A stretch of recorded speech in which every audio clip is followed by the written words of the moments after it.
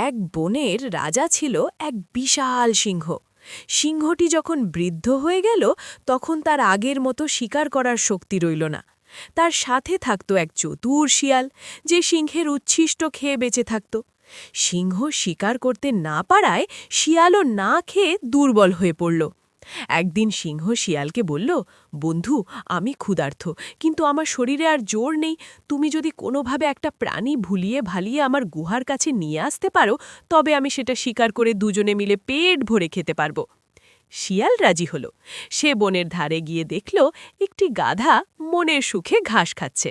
শিয়াল গাধার কাছে গিয়ে খুব মিষ্টি সুরে বলল, গাধা ভাই নমস্কার, তোমাকে আজ খুব বিষণ্ণ দেখাচ্ছে কেন? গাধা দীর্ঘশ্বাস ফেলে বলল, কি আর বলবো শিয়াল ভাই, এই ধোপার বাড়িতে দিন রাত খাটুনি, ঠিকমতো খাবারও দেয় না, জীবনটা অতিষ্ঠ হয়ে গেছে। শিয়াল বুদ্ধি খাটিয়ে বলল, আরে তবে তো তোমার জন্য সুসংবাদ আছে। আমাদের বনের রাজা সিংহ এখন খুব বৃদ্ধ। তিনি সিদ্ধান্ত নিয়েছেন তার রাজ্যের দায়িত্বভার কোনো এক শান্ত প্রাণীর হাতে দিয়ে যাবেন।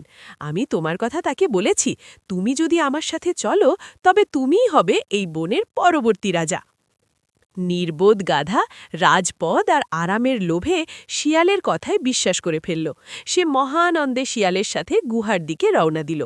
গুহার কাছে পৌঁছতেই ক্ষুধার্ত সিংহ অধৈর্য হয়ে গাধার ওপর ঝাঁপিয়ে পড়ল, কিন্তু গাধাটি কোনো মতে এক লাফে নিজেকে বাঁচিয়ে দৌড়ে পালিয়ে গেল।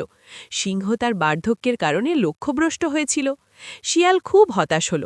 সিংহকে সে অনেক বকাঝকা করল তার অধৈর্য হওয়ার জন্য। তারপর সিংহ বলল, প্লিজ বন্ধু, আর একবার ওকে ফিরিয়ে নিয়ে এসো, এবার আমি ভুল করব না। শিয়াল আবার গাধার কাছে গেল। গাধা রেগে গিয়ে বলল, তুমি আমায় মারতে নিয়ে গিয়েছিলে, সিংহ তো আমাকে আক্রমণ করেছিল। চতুর শিয়াল হা হা হা হা হা হা করে হেসে বলল, আরে বোকা, ওটা আক্রমণ ছিল না, রাজামশায় তোমাকে আদর করে কানে কানে রাজমুকুটের মাপ বলতে যাচ্ছিলেন। তুমি ভয় পেয়ে পালিয়ে এলে। ছি, এখন অন্য কেউ রাজা হয়ে যাবে। গাধা আবার শিয়ালের মিথ্যে কথায় ভুলে গেল। সে ভাবল, আসলেই তো আমি কত বড় সুযোগ হারাচ্ছি।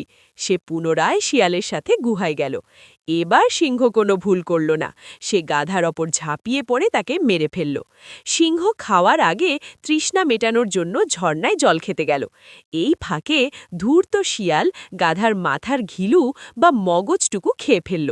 সিংহ ফিরে এসে দেখল গাধার মাথায় মগজ নেই। সে রেগে গিয়ে শিয়ালকে জিজ্ঞেস করল, এই গাধার মগজ কোথায় গেল?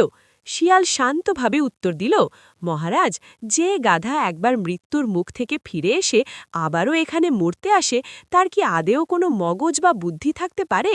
ওর যদি মগজ থাকত তবে কি ও দ্বিতীয়বার ফিরে আসত? সিংহ শিয়ালের কথায় যুক্তি খুঁজে পেল এবং চুপচাপ খাওয়া শুরু করল।